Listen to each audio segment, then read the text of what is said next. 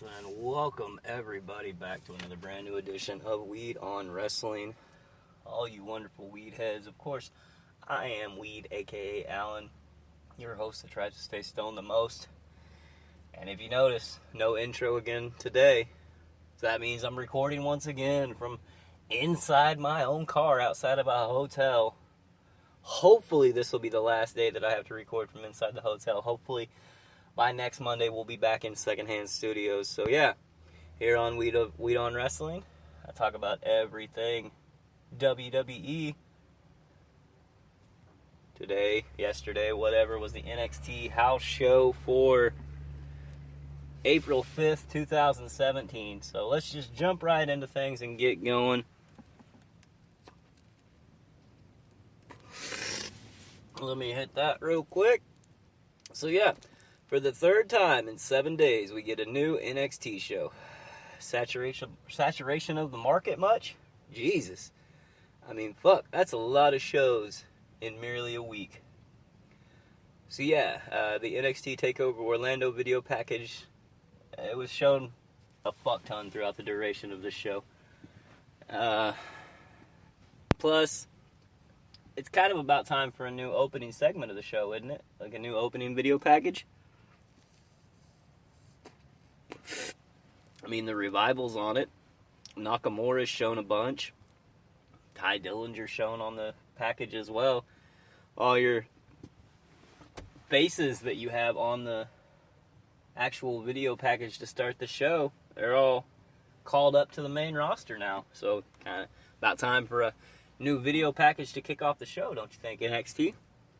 So, the first match of the night, it was between Payton Royce and Elias. Holy shit, what a crap match. Oh joy, shittiness to start the show with these Aussie bitches. I mean, really? They really are like a human shell without any personality. It's just a stupid fucking match. Stupid fucking match.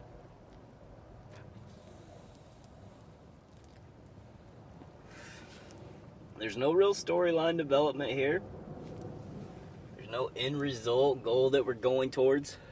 Is it that big of a discrepancy, big of a difference between your top two competitors and the rest of the women competing in the NXT?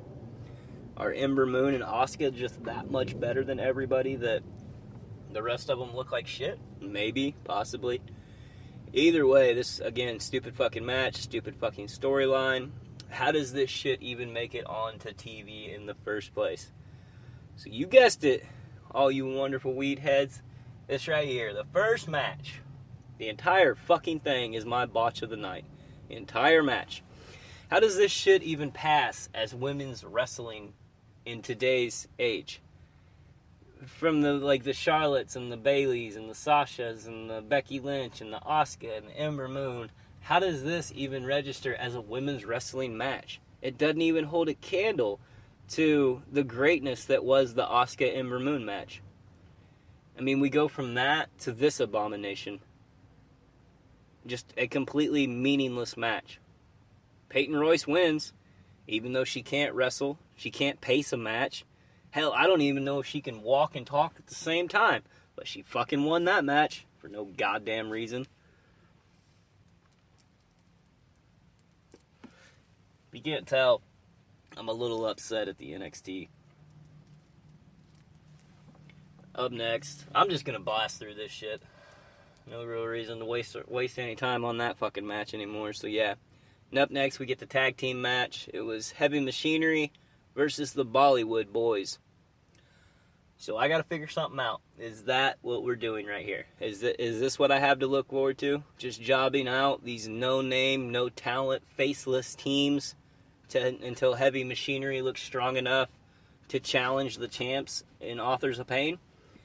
If so, I mean, okay. It's going to take quite a lot of work, but okay.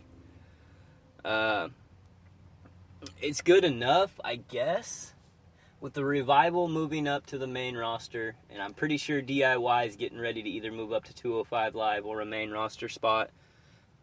All right, then yeah, okay, I can deal with it. But again, Heavy Machinery is gonna going to need a lot of work, or another team is going to have to step up and step up big time.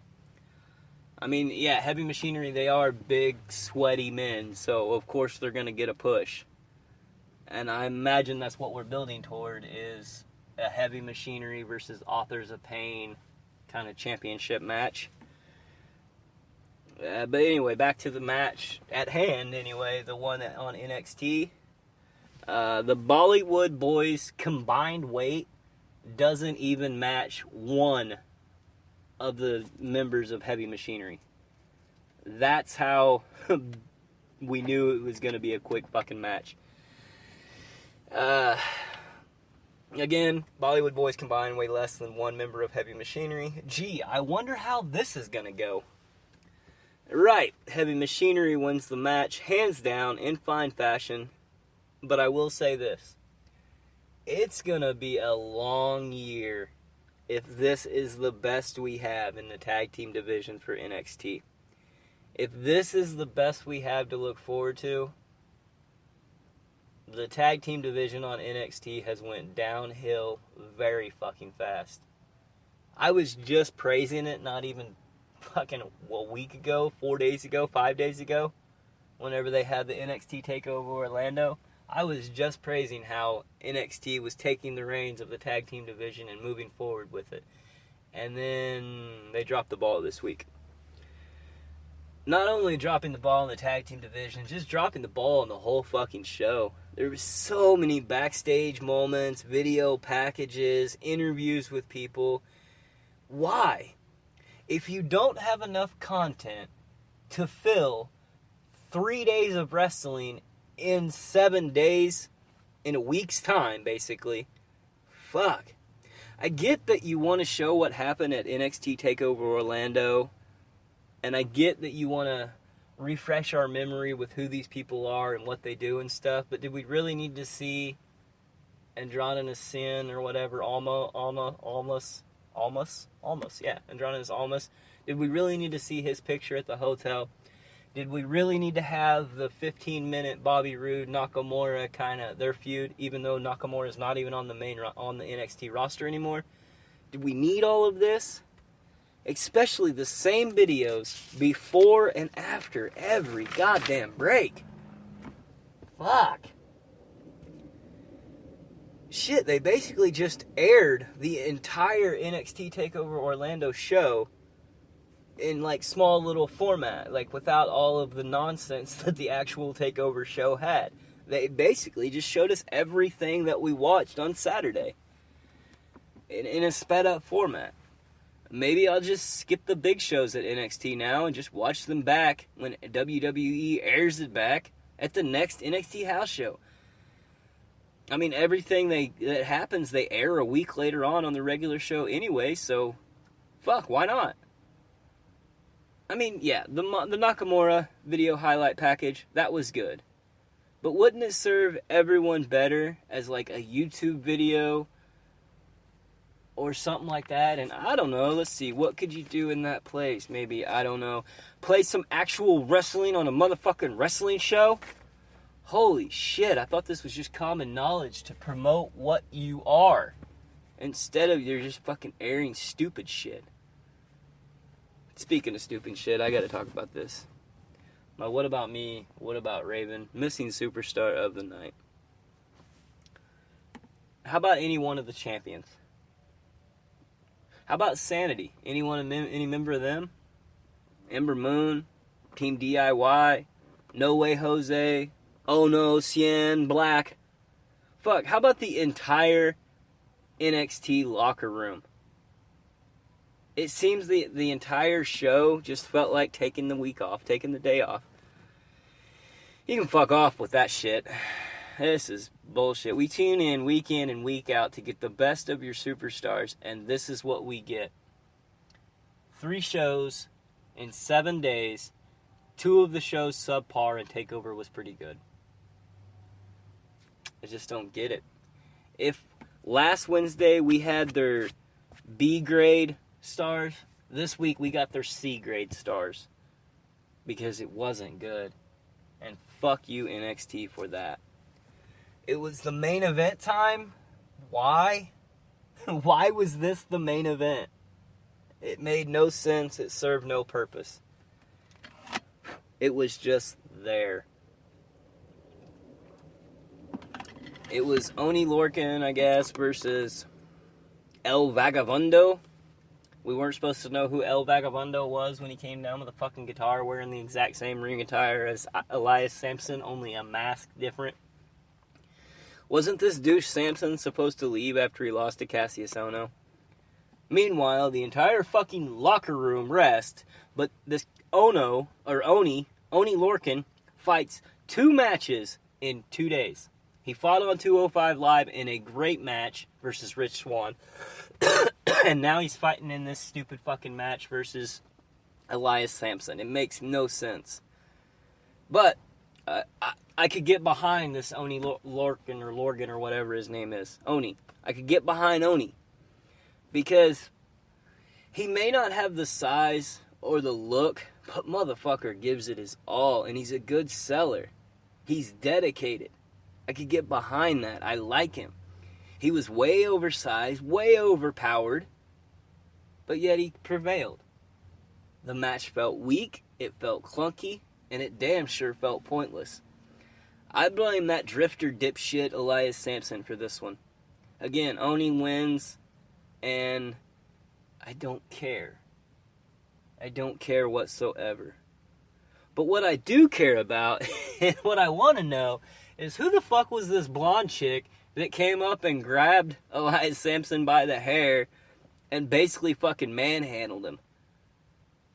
That security guard. Yeah, can I have some more of that, please? Because I like this more than the rest of the fucking show. The hair grab and the arm twist leading Elias Samson away, it made for better storytelling than the entirety of this NXT show. That's where my problem lies. Can I have some more of that lady, please? Because basically, there's nothing else to write home about from this show. Everything else was just a waste of fucking time.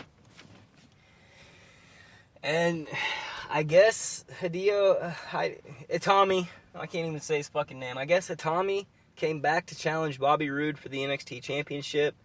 I didn't see it on NXT, but I read about it. So, Itami is now challenging Bobby Roode for the NXT Championship. Good. It's about damn time. Itami deserves a push. Probably deserves to be on the main roster by now, but he's not. I just hope that he can stay healthy long enough to ride this wave of success that his talent creates for him. Because he's that good. It should be a good feud moving forward. It's kind of the...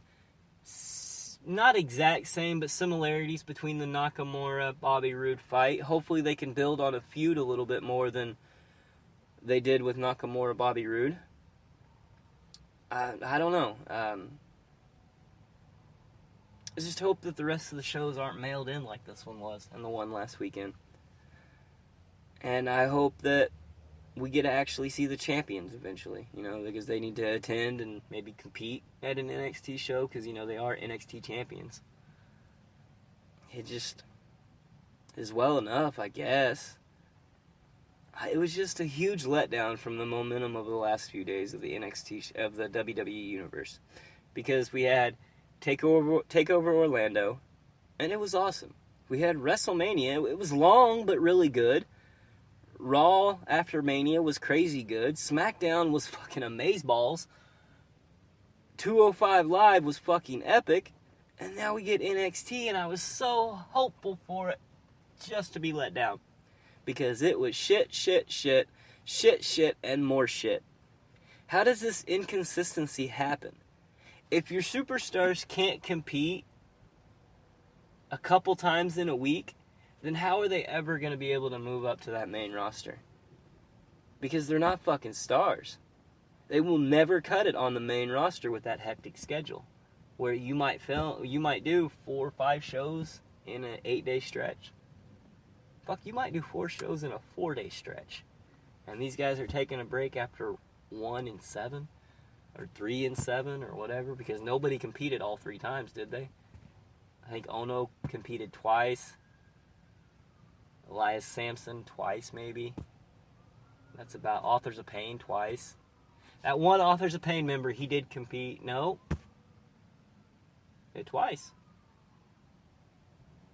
Shit. Nobody competed 3 times on a single NXT thing. Okay. So let's get down to it. My overall feeling of the show was what a waste of time that was. What a waste of fucking an hour program. 3 matches with about 10 minutes of actual in-ring wrestling if you include the commercials. So 5 minutes of wrestling because you got to include 5 minutes for commercials during those fucking things. So yeah, 3 matches that add up to about 10 minutes each per match. So that's 30 minutes of actual in-ring action for an hour show. That leaves another 30 goddamn minutes of nothing but reviews, promos, interviews, and fucking nothing.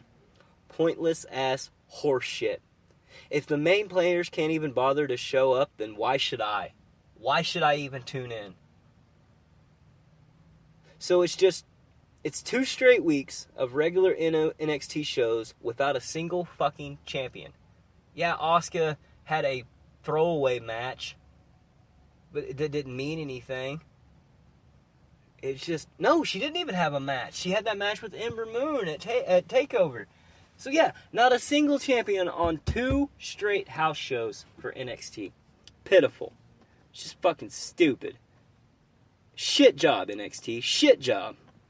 Oh well, I guess I'll keep watching. But damn, it could be a really long fucking summer if this is the best NXT can do. Shit, where's all the new talent?